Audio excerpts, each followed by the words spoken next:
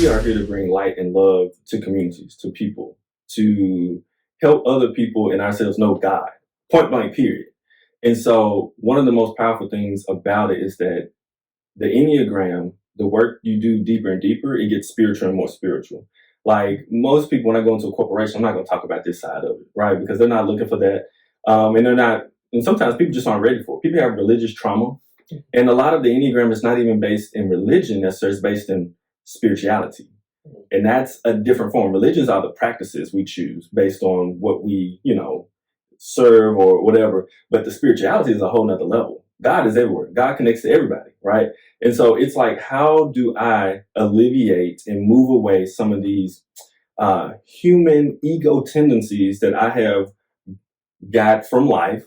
And how do I get closer to God from that?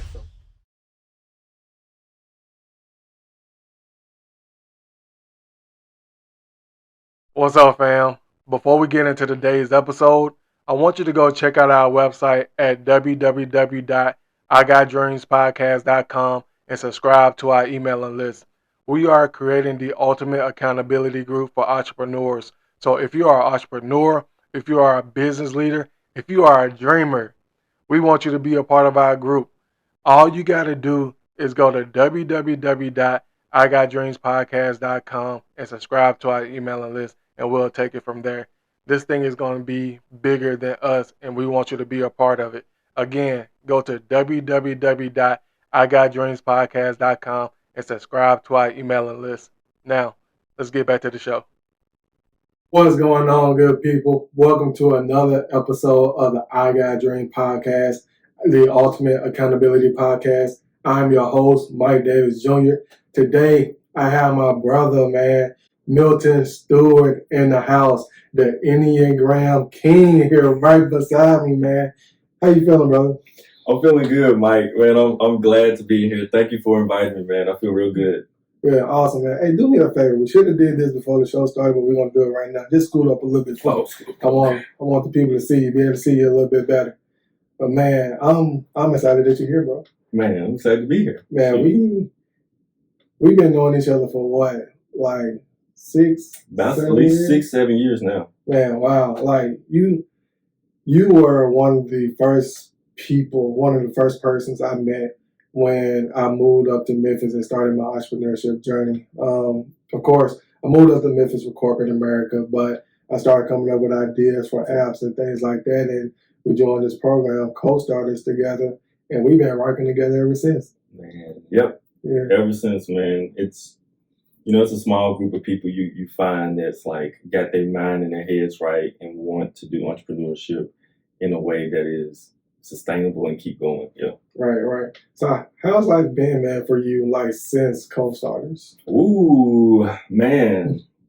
It's been really good though. Like it's been really good and really healthy for me because I really started the entrepreneur journey, right? I just had concepts and ideas beforehand and all this stuff, but I started it for real. So life has been overall like trending. It's been trending upward. Nice.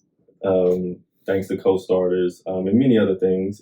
Us, we had started Hot Butter Business Podcast with 2 more folks. Hot Butter Business, bro.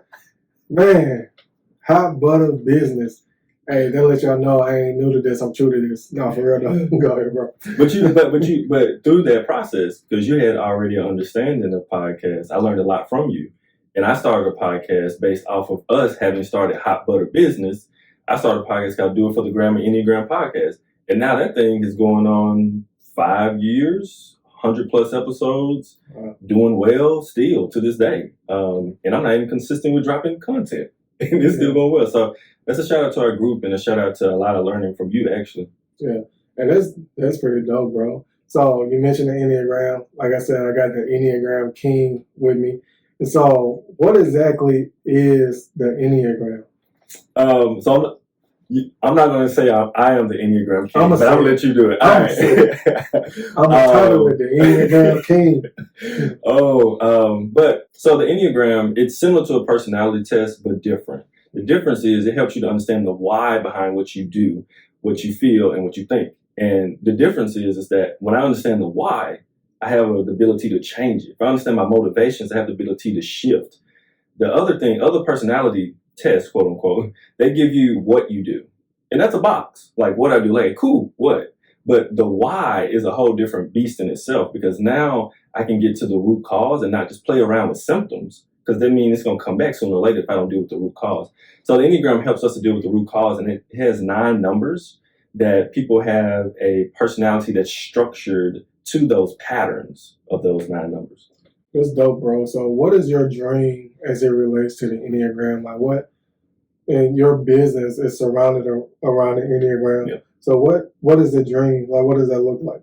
Man, so part of the dream, one, business related, is for my business to be totally sustainable, where it's like me, because the entrepreneur journey, people understand, like, you do so many micro things and you do the macro things. So you do the things that you're really good at, but you also do the things that's just like, oh, this is boring. And you try to find people to hire for that, but you're also trying to make sure you got the right income to make sure all that flows and works, blah, blah, blah. That's one thing. But the big dream is to really have organizations understand the Enneagram, because organizations have the greatest impact on society. And if we can have more organizations Enneagram informed, that work on themselves, that transform, that help to liberate themselves and people they serve, I mean, there's no amount of difference and change that they can't make, you know. So that's probably my biggest dream, is to take the Enneagram and to expand it into a lot of different organizations who are doing good works in communities. Awesome, bro. So how exactly did you get into that? Woo! Man, I was stuffing my face full of food probably about 16, 17 years ago. And I was at our young adult minister's house. And he brought out this blue book and was like, hey, y'all want to take a personality test? I'm like, yeah, I love these things. Let's do this. And so he takes it out. There's a 2-question test. I get my 2 letters right on this book, which is called Wisdom of the Enneagram. And so he starts reading the first 2 paragraphs of like the number that I landed on. And like the first 2 are like the best things about me. And I was like, I'm sitting in this room full of my, peers and folks. I'm like, y'all know me. This is me, right? Then the next 2 paragraphs, all the things that people don't really see, but that you like slick struggle with, and slick doing stuff, I'm like, oh gosh, how do they know this? But in front of everybody else, I'm like, I don't know about that. That don't seem true. But inside, I'm like, oh my gosh, how does this book know me? Who's been watching me, bruh? So that made me really interested. I picked up every book I could at the time, which wasn't many back then. And I did everything I could to learn about it. Then I started working in the school. I was working in the school. I helped teachers and students understand what the Enneagram was so they could be better. And our whole staff got better when we understood the Enneagram for the students. And then from there, co-starters hit. You know what I'm saying? Yeah. And this is funny. I don't know if you notice, how impactful you are into what I do now. I talked about the Enneagram so much because I came in co-starters wanting to be a career coach. And before you go there, we mentioned co-starters like so much, man. So co-starters is actually an 11-week program that teaches entrepreneurs or aspiring entrepreneurs the basic foundations of starting a business. That's what it is. Like Milton and I both went through that course. We both now are facilitators of that course. And so, yeah, it really has changed our lives, and really is what brought us together. But go ahead. Real talk. Yeah. Real talk. And so I'm talking about the Enneagram so much in there, right? Because I had a career coach before I went to co-starters. And I just wanted to do career coaching and use the Enneagram as a tool in it. And I was doing all this, talking Enneagram, all y'all. And you, Mike, you were like, bruh, why don't you just be an Enneagram coach? And I didn't even know it was a thing. I don't know if you knew it was a thing, but you were also like, you talk about it so much. How about you just coach in it specifically? And that just altered my whole mind. I was like, what? So I went and Googled Enneagram coach. I was like, oh, this is a real thing. People are actually using this thing globally in companies. So, man, from there, it went from working in the school, then part-timing in the school, then fully taking it full-time to just being me, doing my own business, Kaizen Careers, coaching and consulting, using Enneagram. And since then, man, it's been a big blessing, the amount of people I've been able to help with the tool, to be honest. Yeah. That's dope, bro. So I left my job, my corporate job, in December 2021. And it was scary. You know what I mean? Like, taking that leap is scary. And you just mentioned that you took that leap as well. Yeah. What did that look like, man? What factors actually went into you making that decision to take that leap? Well, pandemic was one factor. Because and working in the school, I was like, I'm not going back in that building. when they open back up, because the system of the school, right? They're not going to do right by every school. They're not going to do, it's just not going to be possible. And I'm not going to risk that. And so I was like, okay, I've already been doing this work some, because before the pandemic, I had dipped my toe in it because I had met different entrepreneurs who were facilitating the Enneagram in big companies. So I had like dipped my toe, got a little business, and then I started doing my own little thing. I started doing something in person. And I was like, I think I really can do this.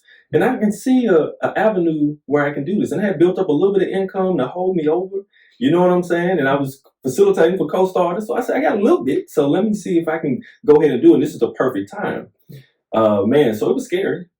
Ain't no doubt. But it was also liberating. It was both. Yeah. It was like scary but liberating, because I was like, I'd rather have the angst of being an entrepreneur than the angst of having to ask off or having to have freedom in my own life to attend to important stuff in my life. Yeah. It just don't work like that for me. I don't know. Yeah. Would you do it again? Yes, no doubt. No doubt. Oh, man. So, back to the Enneagram. So, one story I would like for you to tell us is about the Enneagram camp. So, which one? I think it's the one you went out to California for or something. I know you told us in co-stars and we were just laughing about it. Oh. You know? So we never heard of this camp before. You know what I mean? And it's like Enneagram camp. Like, you know what I mean? So it was just funny to everybody. So this specific one, it was a certification, but it sounded like a camp. Because you're going there, it's a tool called the Enneagram. It's like a personality tool. So it's kind of like we do so many different things, because the Enneagram is not just let me learn it conceptually. It's like I need to embody it. I need to experience it, right? On my head, my heart, and my body. And so there are some things that would seem, and I don't even use these words anymore, but woo-woo in a sense that we do at these certifications, right? Because we have to experience it so we can help our clients with it. And so it is very interesting, right? Because you got a bunch of people that are learning about this, doing some things that at the time seem woo-woo, but actually are deeply impactful to us. And so, man, we just do so many activities and things to get you out of your norm. You feel uncomfortable, you feel a little weird, but it's stretching you so you're not stuck and trapped in this thing we call personality, man. So I had a lot of adventures there, to say the least. I made a lot of people laugh, say the least, a lot of different ways.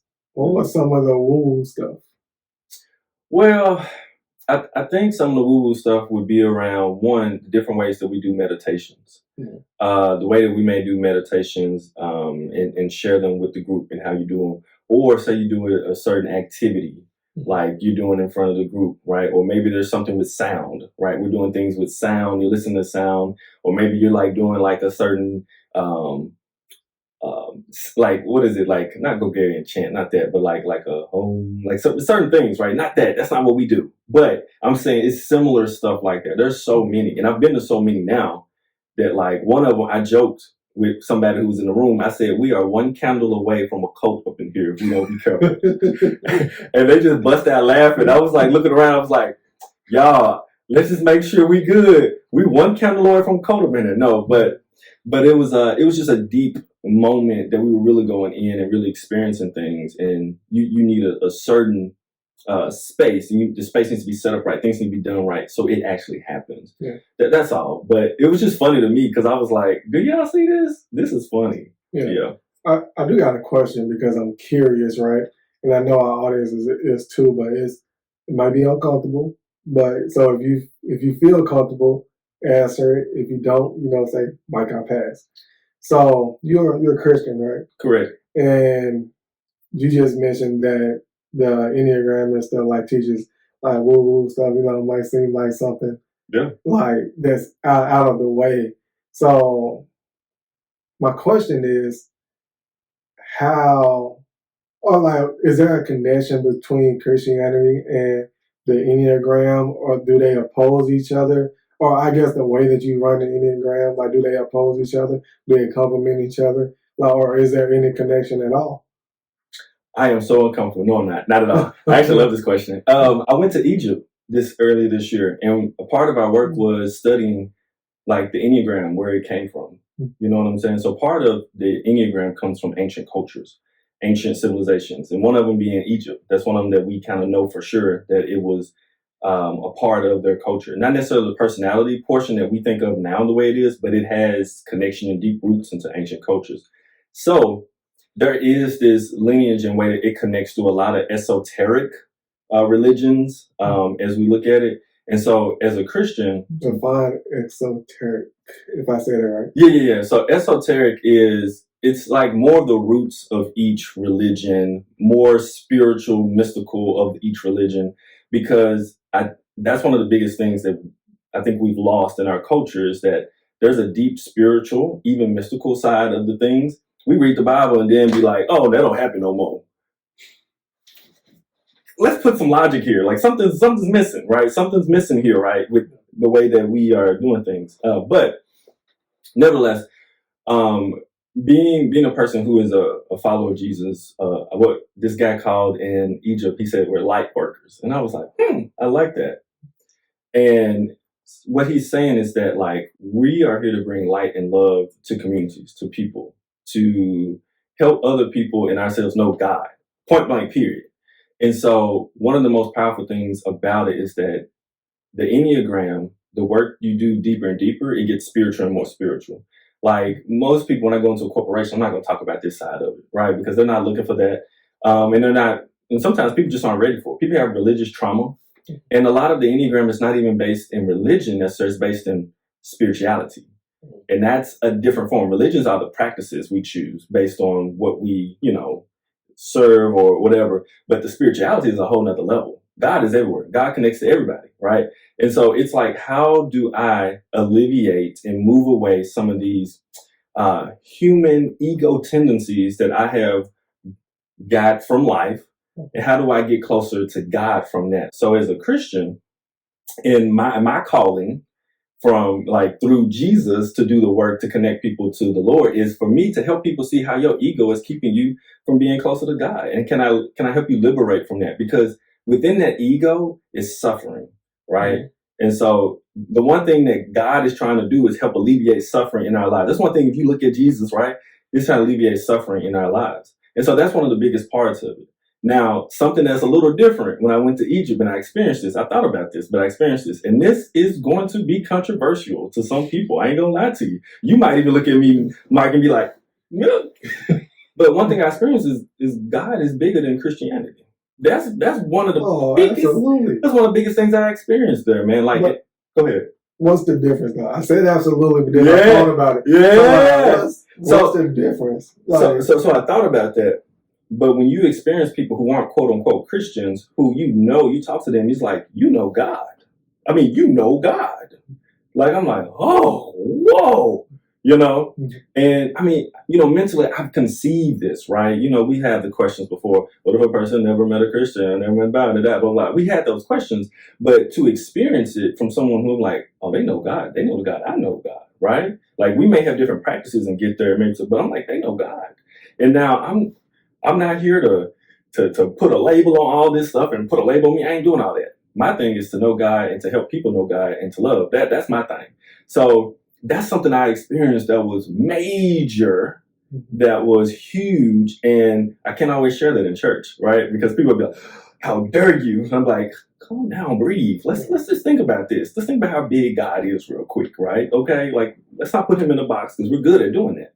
Let's just let the box just be open a little bit more, And I do feel, we're called through Christ to do it, but that doesn't mean that someone else wasn't called through something else to bring God. Just my opinion and my experience, but I know everybody won't feel that way, and that's okay. Interesting. I'll definitely be open to knowing more. When you first said that God is bigger than Christianity, my first reaction was like, of course, because Christianity is a religion and you have God. But then I started thinking like Bible verses of like, no man comes to the Father but through Jesus, And so, I do my own research on it, bro. For sure.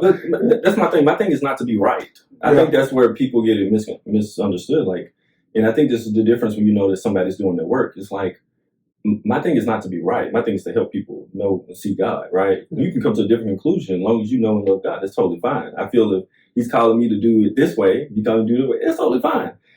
But we maintain that connection, not because like, I'm right in this.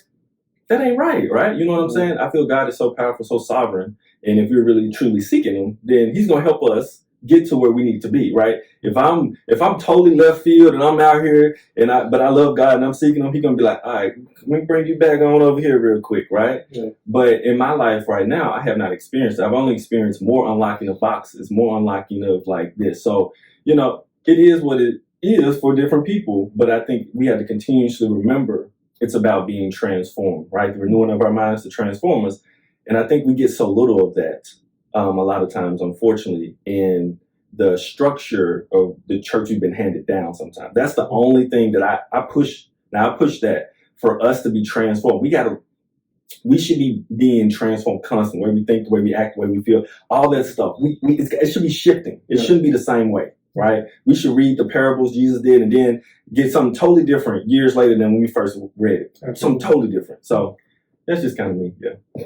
I got you, bro. That's pretty good, man. And so your pursuit with the Enneagram, and that has allowed you to get to know yourself and get to know God on a total deeper level.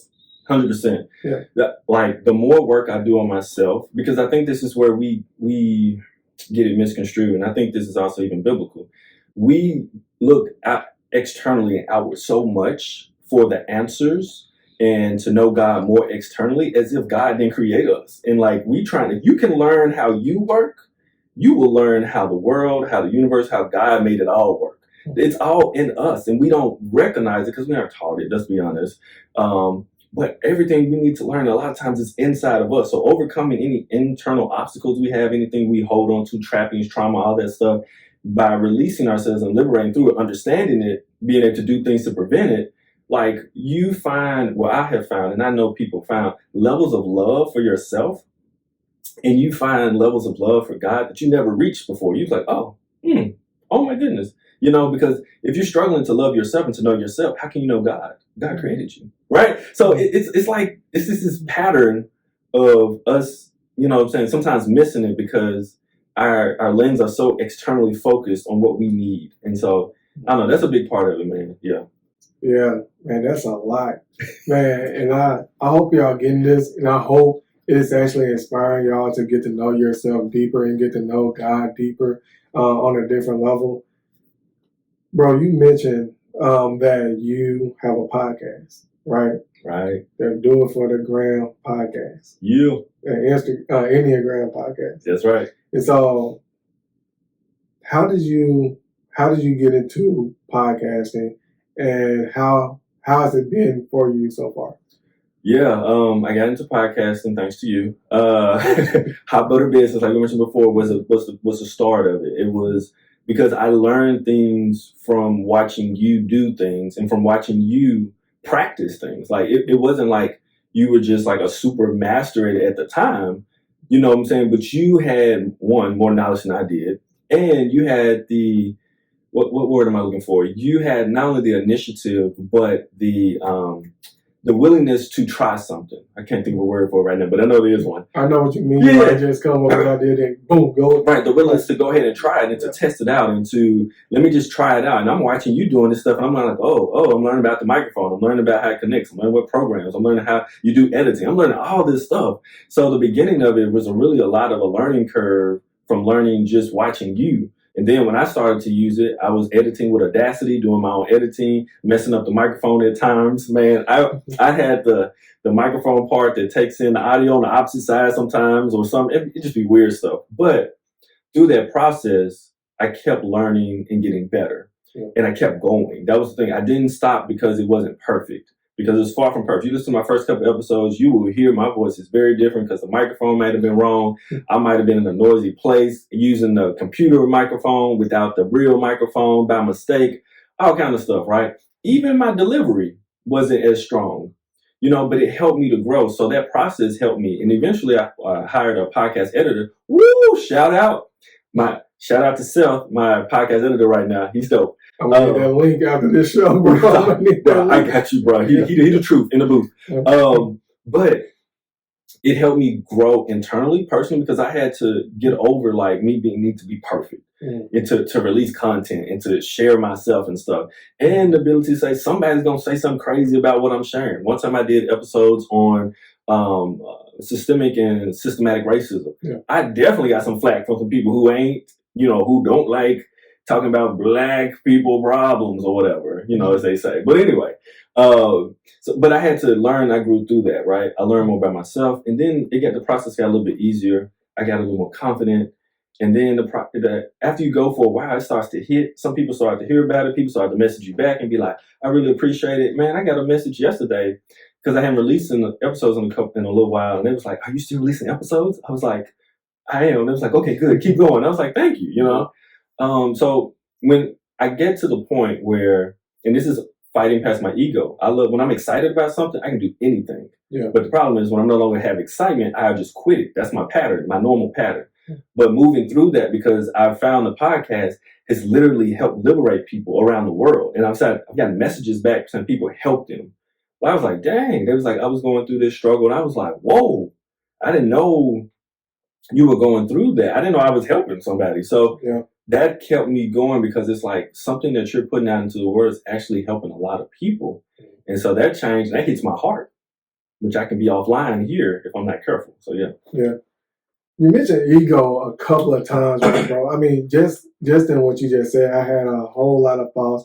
Like I had a whole lot of questions, but this the one I want to go with, like ego. Yeah. Like, how important is it to, I guess, keep your ego intact, like tame, like while you're trying to, I guess, go deeper or find a deeper meaning for life.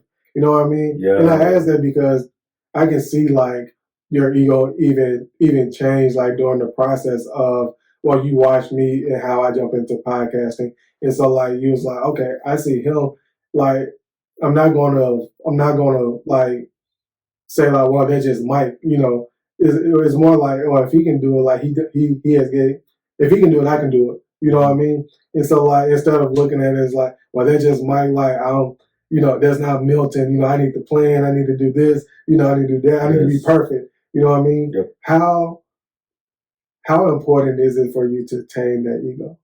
Man, I have so many things popped in my brain because that's such a great question. One thing about taming the ego, every strength and gift that we have or talent we have, if we allow the ego to control it, it makes it all a weakness. All of them. And that's the scary part, right? Because even Hold on, bro. You said your ego will make your talent a weakness. Yeah. Bro. Yeah. Because it makes it selfish and it makes it only about you, and you may not even see it. That's the crazy part. Like a lot of times we don't see it, and this is why the Enneagram work is so important. Or just getting to know yourself. Like even if you don't use the Enneagram, if you use any tool to get to know yourself, truly know yourself. Like it's so important to see what your ego is trying to do, because it'll take you away from your mission or your purpose. Yeah. It'll make it all about you, in a sense, right? So that's why it's so important. Even when you think you're helping other people, if your ego gets involved, it no longer becomes about you. I mean, it no longer becomes about them. It becomes about you and how I'm helping people, how I'm doing this. I'm helping. Like, so it's really slippery. That's why we have to know specifically, right? Not just broad. What is our ego? And something else you mentioned that just got my mind. Like, woo! You said, how can I look at someone else do something and then be like, well, that's just them. That's not me. This is one thing it helps unlock inside of you. There is a container which we feel like personality says, this is the only way we can be, right? The liberation piece helps you to step outside of that box, that personality container and say, I think I can do that. I may not have the same gifts and talents they have, but there's some of that I can do. Maybe not all of it, but there is something if I can give a try and enough hours of work, I think I can accomplish maybe something like that. Yeah. Yeah. Bro, this is pretty dope, man. This is a great, dope conversation. You're a dope person. Appreciate you know what I mean? Too. Yeah, and you are an Enneagram coach, as we just established. Mm-hmm. You have a course and all that good stuff. So how's it been like with your course? Like, far as like getting people to sign up, like the demographic that you thought that you would have, what like how's that been? Bro, so the course overall is really good. So I'm actually going to be doing the course in person for a company later this year, which is great. What's the name of the course? Oh, the Kaizen Complete Enneagram Program. And we just go through top to bottom through the Enneagrams, community-based. As far as online, there has been a shift, man, online. Like, pandemic hit, man, online was on fire, right? But now online is kind of trickling. That's not only for me. I've talked to other Enneagram practitioners and other people in other fields who do a lot of online stuff.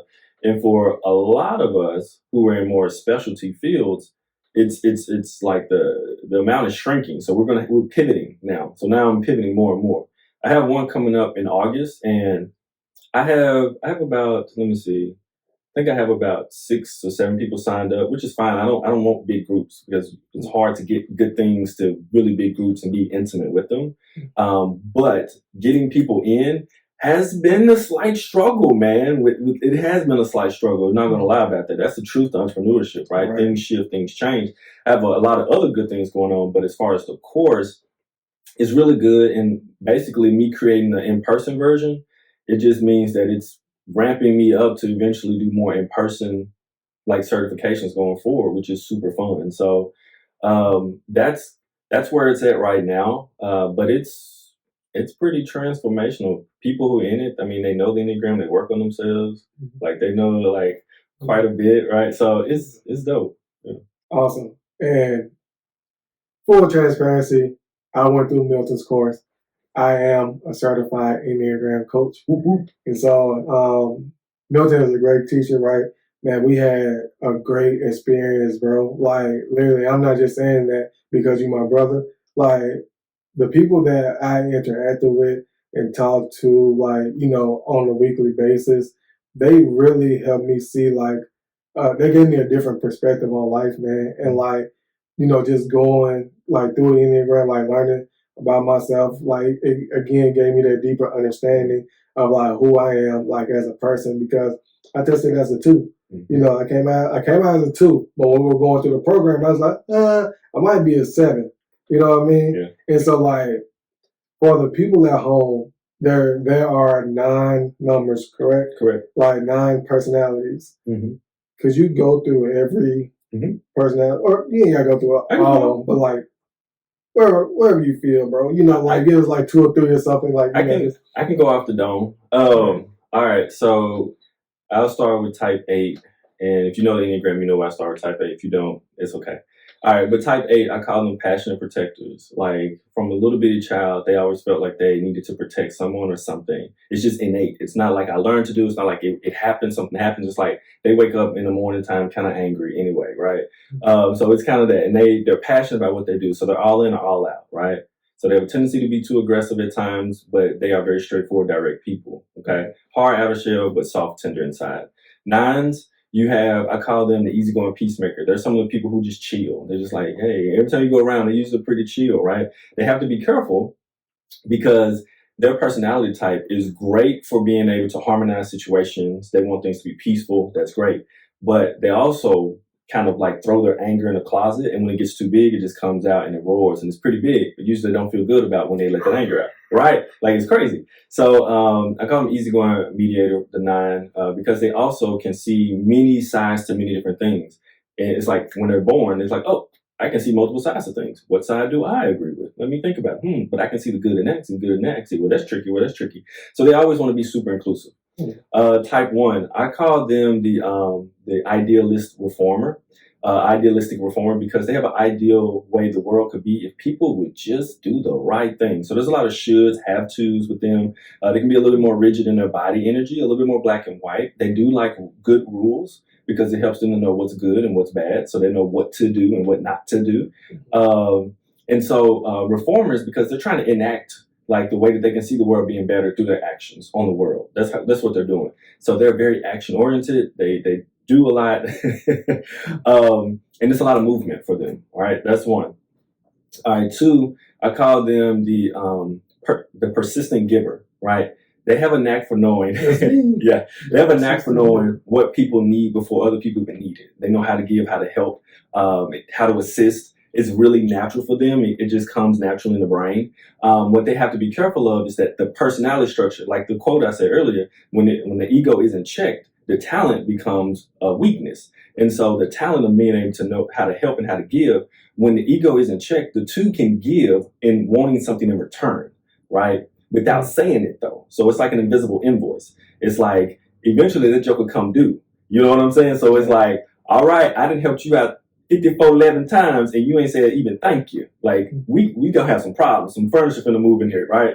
So it's just them noticing that part of them and then consciously being able to be with that. So that's a big part of the two. For the three, I call threes, let me see, what do I call them? The achievement performance, like that's a big deal. So they're always trying to achieve something, the next thing, right? It's always a new goal, a new height they're trying to get to, right? And then performers, because it's like they're always on stage. It's like whenever they go somewhere, they feel like, oh, this audience, I need to shift to this. Oh, I got to shift to this, right? So they're kind of called the chameleons of the Enneagram because any room they go into, they're kind of shifting to try to match the level of approval or success in their room.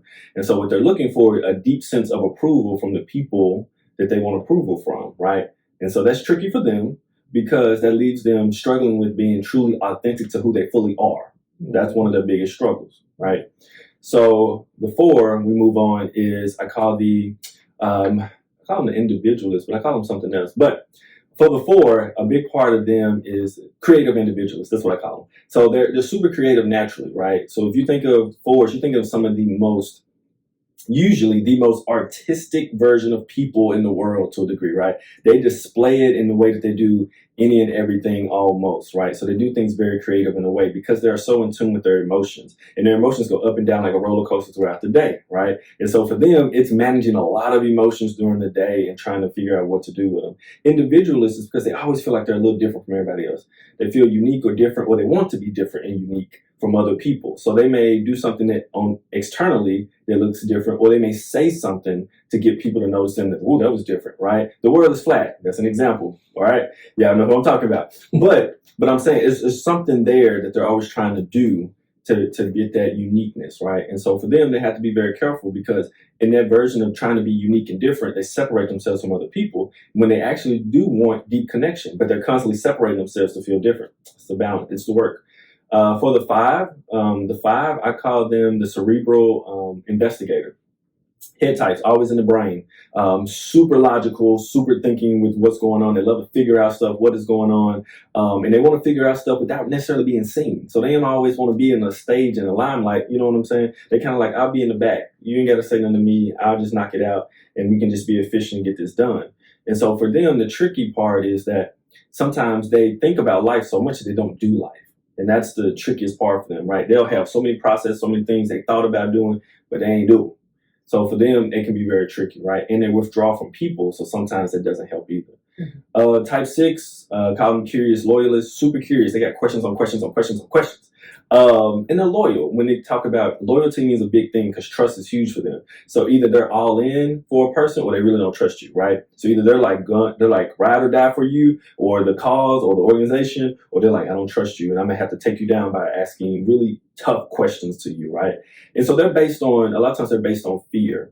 And the tricky part for them is learning to trust themselves. They trust institutions when they trust them. They trust another person. They trust certain things, but they don't really trust themselves, and that's the hard part for them. So they overthink a lot. Type 7, we got type 7. I call them not the enthusiasts, but I call them the what do I call the 7s? Man, it's leaving my head. You a 7? Yeah, I'm a 7, bro. What you call yourself? I teach them at the end, but I really focus on the number. I give words for people in the audience, but a big part of it is they seek energy, adventure, pleasure, like really want to be excited. Like, oh my goodness.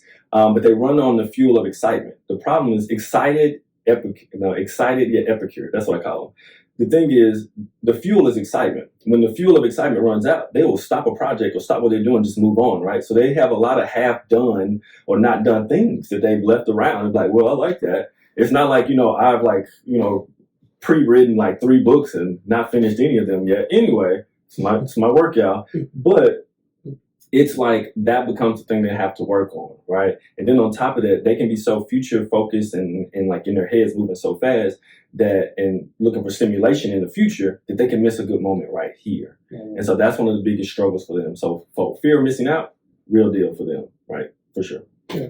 And that's dope, bro. You just named off like all of the 9 types, right? You call me Enneagram King, I better be able to, man. Shit. Right, man. You have lived up to that name. I don't care what nobody say. When y'all see him out in the streets, say, hey, yo, what's up, Enneagram King? Last question for you, bro. Probably not the last, but yeah. How can I become an Enneagram coach? Yeah, so one of the best ways to become an Enneagram coach is, I say, sign up for my program first and foremost. That's the first thing, because you're not going to get an experience like you're going to get with me, because very few teachers are Black, very few teachers are Black males, and on top of that, very few teachers actually have truly done the work and learned from different schools. The amount of certifications I have from like big teachers who've done this thing for a long time and are connected to the origin of how it got to America is very few people have that in the world, I would say, to be honest. So that's one of the first things, right? The second thing to become an Enneagram coach is finding one that's going to attach to how you want to approach using the Enneagram, right? There's so many ways that people are using Enneagram now, right? I'm an Enneagram coach in general. I work with a lot of things, but my real specialty is like somatics and practical use of it. But for a lot of people, it may be therapy. It may be, trauma related. It may be in your church. It may be in corporations. Finding that next piece is very important too.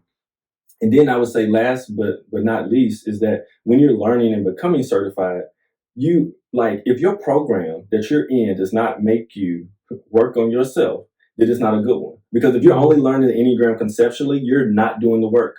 Because part of it is like we have to do the work along with how we are working with our clients, right? We can only take them as far as we have gone.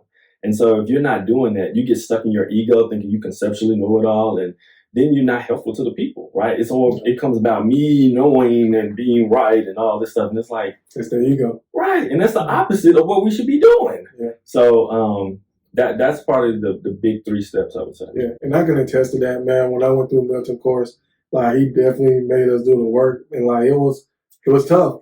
You really gotta be transparent and vulnerable, and really gotta release that ego. And but it was great, and it was worth it. It definitely has contributed to my growth today, bro.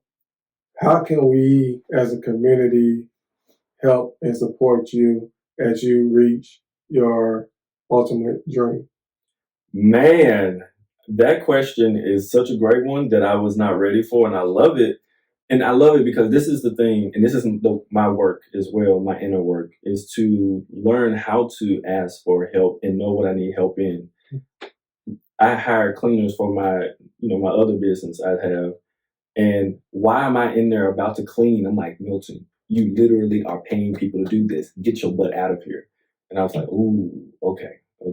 So for me, I think one of the best ways to support is one, subscribe to the podcast. That's one of the ways. Subscribe to the podcast and share it, because it would help me to help more people, to liberate more people, right? Because I do my own commercials, right? And so you learn about my program, what's going on and stuff like that. But one of the biggest ways that I would love for people to do, if you work in an organization, a corporation, a company, reach out to your HR director or your manager or your principal or your boss, whoever, or if you're the person, and let's have a conversation to see how I can better help your team, right?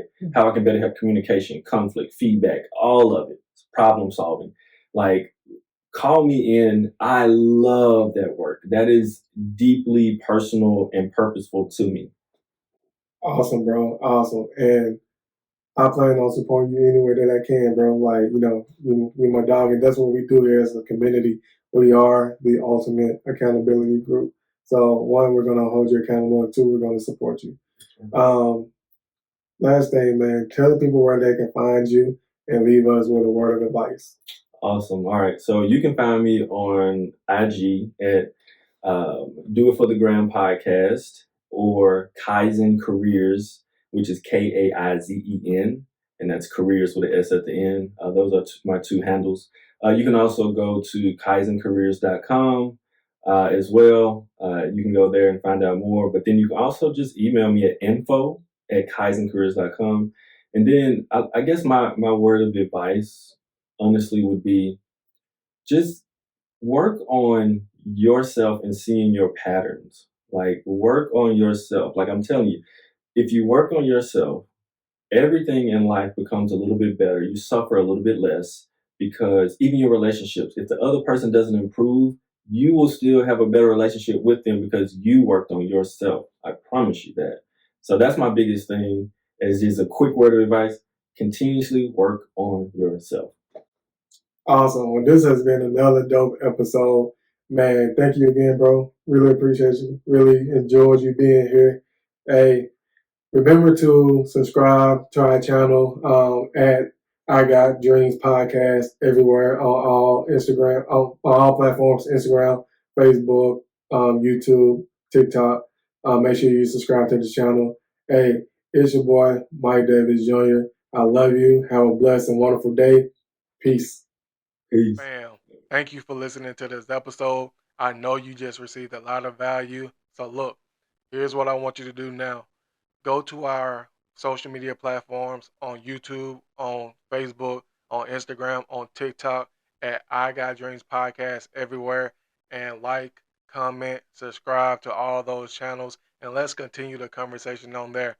Look, I told you before, we are creating the ultimate accountability group for entrepreneurs, and we want you to be a part of that group. So go ahead, like, comment, subscribe to our channels at I Got Dreams Podcast everywhere, and we'll see you there. Peace.